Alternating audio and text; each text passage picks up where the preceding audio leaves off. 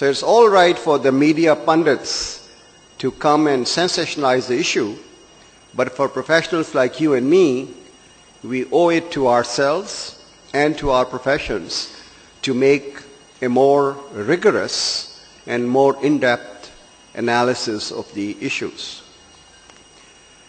The last several years has seen an expansion in the world economy which is almost unprecedented.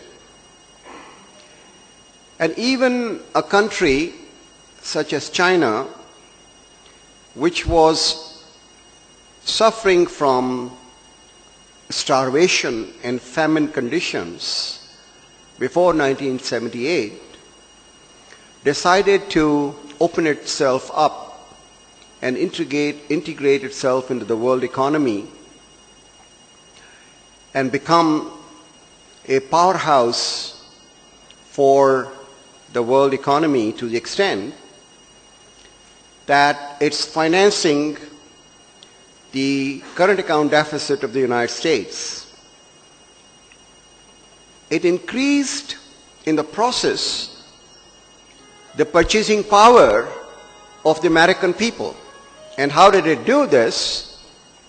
That by becoming the factory for manufactured goods of the world, it started providing basic essential goods, raw materials, and machinery at a cost which was almost half of what the United States or the Western Europeans could afford or could produce. So the affordability of the US citizens therefore increased quite substantially.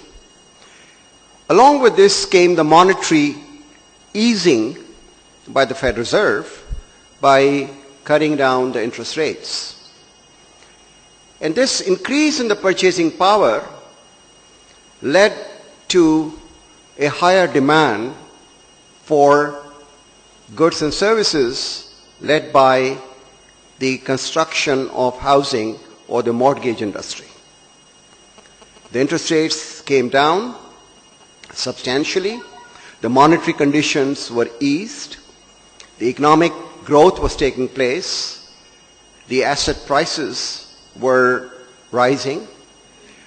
So it made sense for an ordinary citizen of the United States to borrow from the commercial banks or the mortgage companies, acquire a real asset whose value is going up and up. And thereby, you are building up your equity capital without much difficulty. The financial innovation and technological revolution at the same time facilitated this process by bringing in the securitization of the mortgages. In the conventional banking model, you originate the loan and you retain on your balance sheet.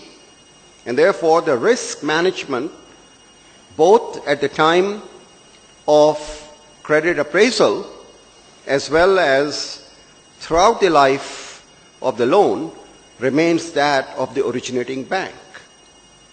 But when you start securitizing them and you have an originate and distribute model along with slice and dice, which means that you have tranches of the securities which are AAA, AA, A, and so on, the originator of the loan does not pay much attention as far as the repayment capacity of the loanee is concerned, or doesn't care about the creditworthiness of the potential borrowers, because the risk has been transferred from his balance sheet to off balance sheet or to other companies like the insurance.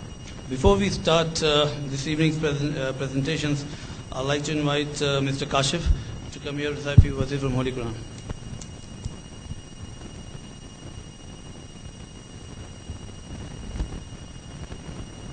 أعوذ بالله من الشيطان الرجيم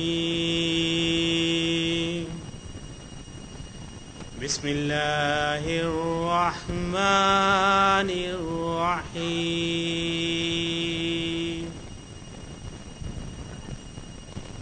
قل هو الله أحد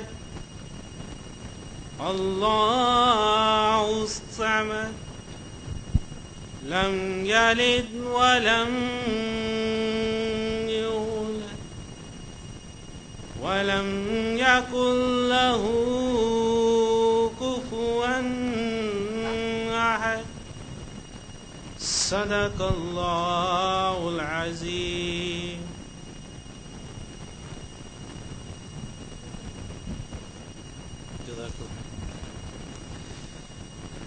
On behalf of Southern Regional Committee, I'd like to welcome you all to our seminar on Global Financial Meltdown.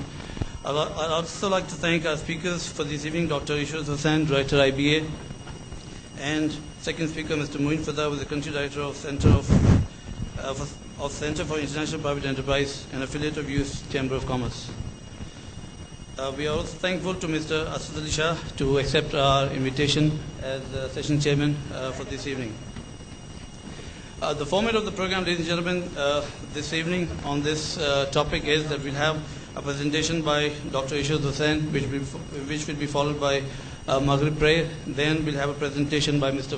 Moin Fudda, followed with by question answer session, and then this evening's proceeding will be summed up by session chairman Mr. Asad Ali Shah, President ICAP. Before I invite Mr. Ishrat Hussain for his presentation, I'd like to briefly introduce him. As we all know, Dr. Ishrat Hussain, his personality does not need any introduction. Dr. Ishrat Hussain took over as the Dean and Director of the Institute of Business Administration on March 12, 2008. Immediately before that, he had been holding the offices of Chairman, National Commission of Government Reforms in the Prime Minister's Secretariat in Islamabad. Dr. Ishrat Hussain became the Governor of Pakistan's Central Bank in December 1999. During the next 6 years, he implemented a major program of restructuring of Central Bank and steered the reforms of banking sector, which are now recognized by the World Bank and IMF to be among the best in developing countries. He is regularly invited as a speaker, resource person, discussion panelist, or a chairperson at international conferences, seminars, workshops in different parts of the world held under the auspices of the World Bank, IMF, UN agencies, research institutions, think tanks. He also has far attended 100 such events. With that brief introduction, I'd like to invite Dr. Ishrat Hussain to present his paper on to this evening's topic. Dr.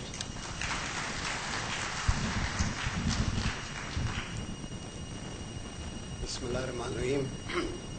First of all, let me thank the ICAP for inviting me to this very important meeting. I feel that there is a lack of understanding of the global financial crisis and what its consequences are, and more important, what are the lessons.